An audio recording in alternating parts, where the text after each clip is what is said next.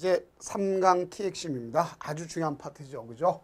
그래서 도시군 관리 계획 내용입니다. 내용은 이 6가지라 했죠. 그래서 내용을 갖다 외울 때 지구기사지입니다. 자, 용도, 지역, 지구, 지정 변경, 그다음 도시개발구역 같은 개발제한구역, 도시자연공원구역, 시가화조정구역, 수산자원보호구역에 지정 변경하는 사항, 그다음 기반시설의 설치에 관한 사항, 도시개발사업, 정비사업, 사업에 관한 사항, 지구단위 계획구역 및 지구단위 계획에 관한 사항, 입지규제 최소구역 및 입지규제 최소구역에 관한 사항. 그래서 요 6가지를 꼭 아시면 되겠습니다. 그러나 이제 문제 풀 때 기반시설 부담구역, 개발밀도관리구역, 도시개발구역, 정비구역, 토지거래허가구역, 단계별 집행계획 이런 내용은 거기에 해당되지 않는다. 이렇게 보시면 되겠습니다. 다음 이제 성격을 보면 여기 보니까 행정쟁송의 대상이 된다. 그럼 처분성이 있다는 얘기죠. 그렇죠? 그럼 우리가 이 처분성이 있다는데 그걸 꼭 아셔야 되겠고, 그러면 행정쟁소를 할 수 있다는 얘기고, 자 그러면 입안이란 말 써요. 입안권자가 있겠고 입안이란 말 씁니다. 그럼 여기서 보니까 우리가 봤을 때 입안 원칙 누가 하냐?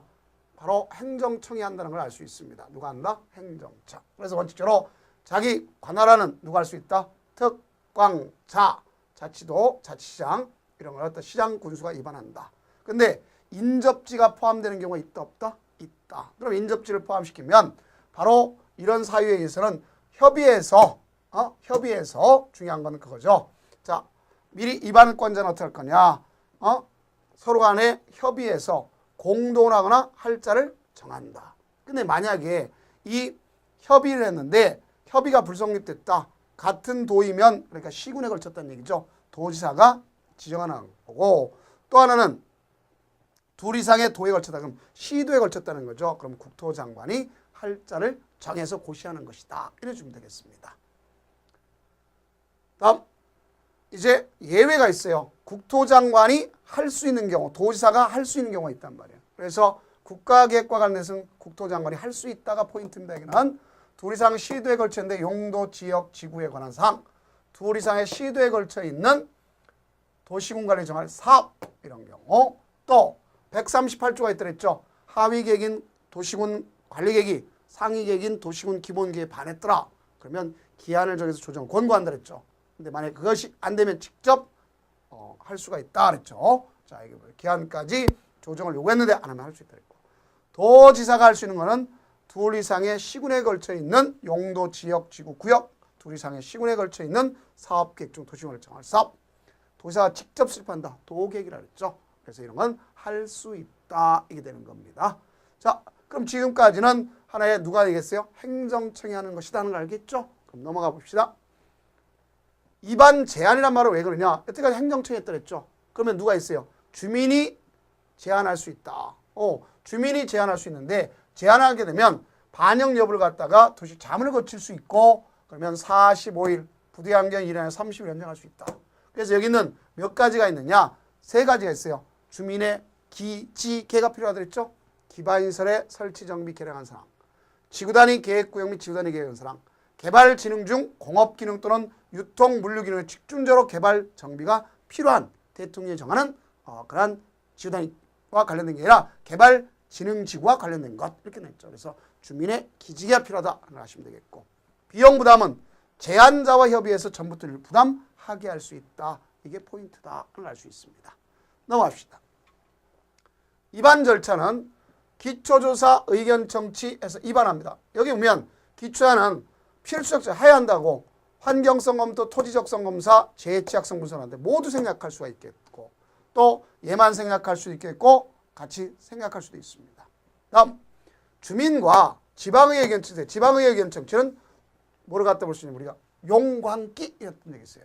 그래서 이렇게 입안한다. 입안에 특례가 있다는 것도 알 수가 있습니다. 그러면 주민은 입안한다 못한다? 못하고 제한만 한다. 그런 걸 볼 수 있어요. 이게 입안 단계입니다. 그럼 넘어갑시다. 자, 입안할 때 조속한 입안 시 함께 입안할 수 있다고 되어있고, 기준은 누가 정한다? 국토장관이 정한다. 또 도시와 농어 산초는 상세가 다르죠. 반드시 차등 입안 하여야 한다는 것 꼭 명심해 두세요. 자, 넘어갑시다. 결정권자가 있죠. 결정권자는 원칙적으로 직권 또 시장군수 신청해서 하는데 시도지사 대도시장이 한다. 다만 여기 있네요. 지구단위 계획구역의 수립에 관해서 자기가 직접 위반 변경한 건 누가 할 수 있다? 시장군수가 자기가 직접 위반한 건 자기가 위반을 결정할 수 있다. 그 다음 국수개 시입 그랬죠. 국토장관이 위반한 사항 수산자원보호 해양수산부 장관이고 개발제한구역 지정 변경한 사항 개발제한구역 그 다음에 국가계획 중 시가와 조정구역에 관한 사항 국가계획과 관련된 거죠. 그럴 때 국토교통부 장관이 하는 것이다 볼 수 있겠고 또 입지규제 최소구역 지적 변경에 관한 사항도 누가 한다? 국토교통부 장관이 한다. 꼭 명심해 두세요. 넘어갑시다.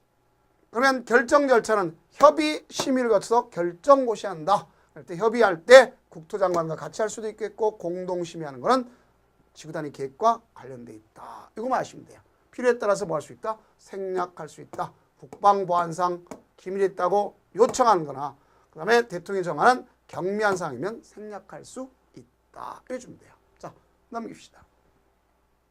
효과는 효력 발생 시기가 된 거죠. 그래서 지형도면 작성 고시한 날 이게 중요한 거예요. 지형도면을 작성 고시한 날이다. 중요한 겁니다. 그 다음 기득권 존중은 원칙적으로 공사에 착공 착수했다. 아주 중요한 겁니다. 착공 착수했다. 그럼 착공 착수했다면 뭘 할수요?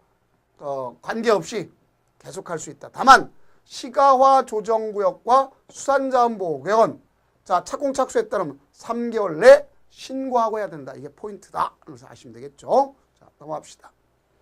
다음 지형도면은 도시군관리계 위반권자면 다 작성하라는 거예요. 그러나 시장군수가 자기가 위반한 건 자기가 결정을 빼놓고 나서는 도지사한테 승인받도록 돼 있다. 이렇게 보시면 되겠고. 그러면 이내를 갖다 고시해서 열람시킵니다.